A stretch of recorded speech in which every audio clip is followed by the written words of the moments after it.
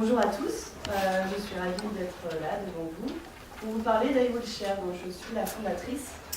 Alors pour la petite explication, iWheelshare, le nom vient de wheelchair qui est fauteuil roulant en anglais, chaise à roues, et share comme partagé. Donc le projet est né de mon histoire personnelle, mais surtout celle de mon frère, qui est devenu paraplégique il y a 2 ans suite à un accident de la route. Et son quotidien est maintenant rempli de situations tantôt cocasses, tantôt absurdes, mais très souvent choquantes. Et donc ensemble, on s'est dit qu'on pouvait peut-être changer les choses, changer les mentalités et les faire évoluer. Voilà, le projet est né comme ça. Donc on est parti de 3 constats. Moi, tout d'abord, pour l'aider dans sa nouvelle vie, dans l'apprentissage de son nouveau corps, j'ai recherché des témoignages sur Internet, des vécus similaires aux siens, et je me suis rendu compte qu'il y en avait beaucoup, mais ils étaient éparpillés sur des blogs, des forums, et que du coup, il manquait de visibilité, il manquait de force de frappe. Voilà. Deuxième constat, il y a un manque de sensibilisation claire. Enfin, voilà, il y a une hyper-compassion vers les personnes handicapées, alors que finalement leur handicap ils composent avec tous les jours, et c'est le regard des personnes qui leur rappelle qu'ils sont en position de handicap. Et puis il y a un manque d'accessibilité, voilà, enfin, par exemple mon frère est resté coincé à l'étage d'un cinéma, c'était la dernière séance, le personnel était parti pendant la dernière séance, et quand il est sorti du cinéma, donc il ne pouvait pas emprunter la sortie classique, il a voulu appeler l'ascenseur et le contrôle de l'ascenseur était détenu par un personnel qui n'était plus là. Voilà, et ces situations-là, il les rencontre tous les jours. Et le troisième constat, il y a beaucoup de produits et de services, d'offres qui encouragent le dépassement du handicap. Des choses qui sont positives, dynamiques, innovantes et qui manquent de visibilité également parce qu'elles sont trop éparpillées. Il y a des designers qui vont penser des gammes de produits adaptés, qui sont noyés dans des gammes pour valides. Et voilà, il y a plein de choses qui existent et qui sont trop éparpillées sur Internet notamment. Donc notre ambition, c'est de montrer le handicap, non pas comme une fin en soi, mais comme une force et un surplus de vitalité. Nous voulons collaborer à bâtir une société qui soit plus inclusive, où les personnes handicapées et les personnes valides puissent cohabiter naturellement. Donc, pour le premier constat qui était que les témoignages étaient trop éparpillés sur Internet, nous avons pensé une application mobile qui va permettre de géolocaliser des expériences positives ou négatives sur une carte, afin de créer un état des lieux, faire un relevé de terrain, donc par les personnes concernées elles-mêmes.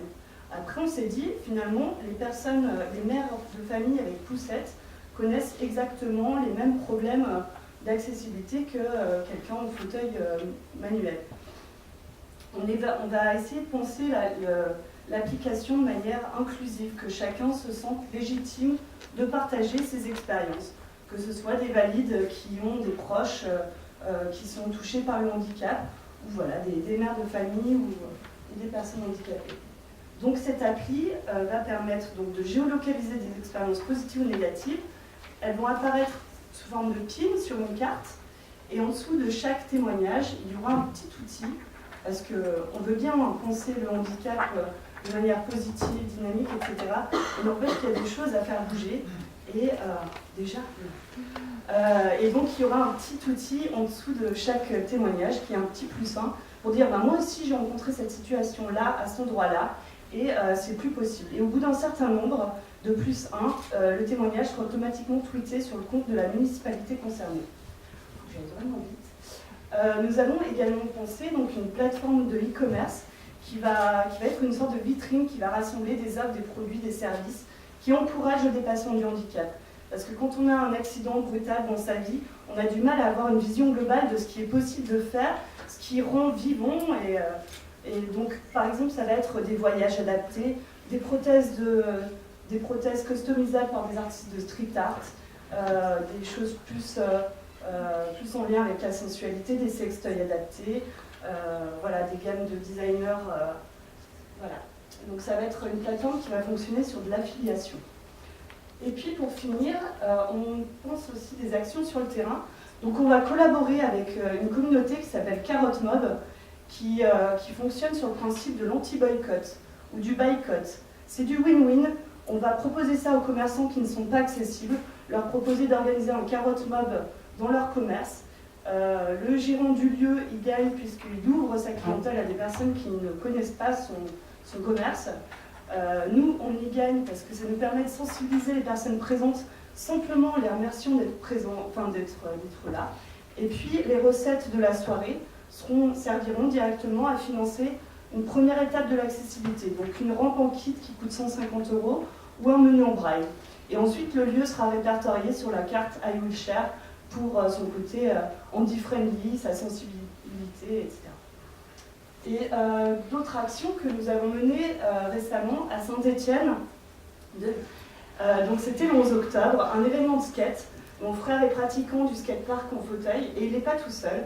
Et on pense que cette discipline mérite d'être un peu plus mise en lumière. Et donc on a participé à un contest de skate pour valide à Saint-Étienne le 11 octobre. On a invité des 4 skateurs en fauteuil à venir faire des démonstrations.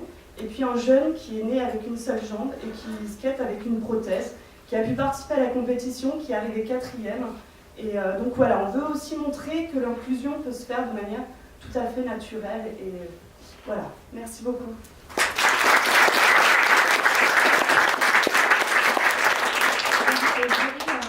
Prendre le micro et poser des questions si vous en avez.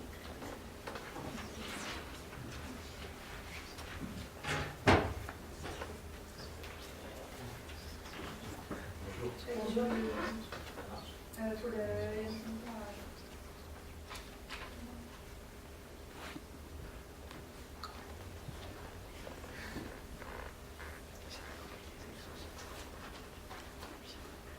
Bon, bravo pour votre moi,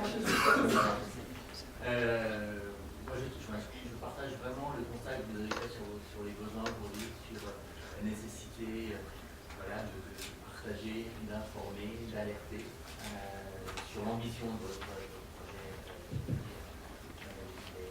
génial. Là où je pense qu'il y a un vrai enjeu, c'est maintenant comment vous faire connaître, comment faire adhérer à votre projet, à votre implication.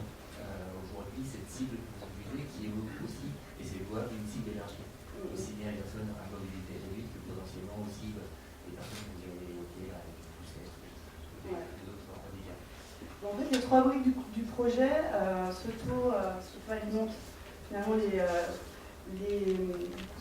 ce qu'on va faire sur le terrain, l'appli, etc. Tout ça s'alimente. On va faire un partenariat notamment avec l'APF. Je les rencontre à nouveau demain, ça va être notre 4e ou 5e rendez-vous. Ils sont en train de s'officialiser. Ils ont du mal à avoir une vision globale de toutes les actions qui sont menées sur le terrain par leurs bénévoles. Et du coup, ils vont servir de l'application avec un hashtag APF pour répertorier toutes les actions qui sont menées sur le terrain. Ensuite, on a gagné un concours d'entrepreneuriat féminin en mars dernier qui nous a donné aussi beaucoup de visibilité. Et on a fait une étude de marché cet été qui nous a permis de nous rendre compte que beaucoup de personnes handicapées, la majorité nous connaissaient déjà.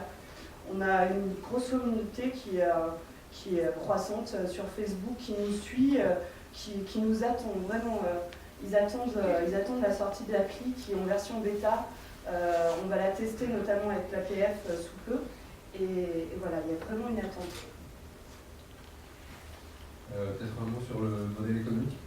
Donc ça va passer par la boutique en ligne, sur de l'affiliation, on va prendre une commission sur chacune des ventes.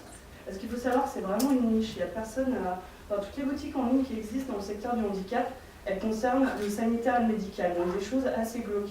Les jeunes personnes handicapées n'y trouvent pas leur compte. Et on va essayer également d'avoir d'autres sources de revenus. Il y a Air France et la SNCF qui nous ont approchés. Ils sont intéressés pour avoir des retours de la part de leurs utilisateurs sur l'accessibilité de leurs services. Et donc voilà, c'est quelque chose qui est en cours de réflexion. Il y a des choses à faire parce qu'on a aussi un panel 2 testeurs qui sont là et voilà. Donc avec plusieurs sauts de... Ouais, on va essayer de se solidifier par ce biais-là. Et du coup, dernière question, Oui. sur les 3 briques finalement du projet, Oui. est-ce que vous avez déjà déterminé un ordre de priorisation, par exemple, sur les briques que vous pourriez lancer en temps 1, on va dire, il y a des briques un peu plus dans un temps Ouais. plus long peut-être? Bah, la version bêta de l'appli, voilà, elle est vraiment presque terminée. Ensuite, on a participé à un concours qui s'appelle eWars avec PrestaShop. Donc on est arrivé dans les 10 premiers, ça nous permettrait d'avoir une boutique en ligne clé en main. Le résultat est le 28, mais on est déjà dans les 10 premiers, on a été les premiers tout le long. Donc voilà, on croise les doigts, mais ça a l'air plutôt bien parti. Donc je pense que les deux vont se lancer, l'appli et la boutique en ligne vont se lancer en parallèle, en décembre, janvier. Voilà. Merci. J'invite maintenant le public. S'il y a une question, vous avez droit à une question. Bon, Oui. Vous dites nous, mais qui fait partie de l'équipe? Donc moi j'ai porté le projet pendant 9 mois toute seule. Mon frère a 18 ans aujourd'hui, donc il a passé son bac. Je lui laisse la porte ouverte, il me rejoindra quand il voudra. Mais là pour le moment voilà, il est sur d'autres chantiers. Et j'ai un associé depuis un mois, donc, qui a plus un profil business et on se complète bien. Donc Philippe qui était juste avant. Philippe Lama.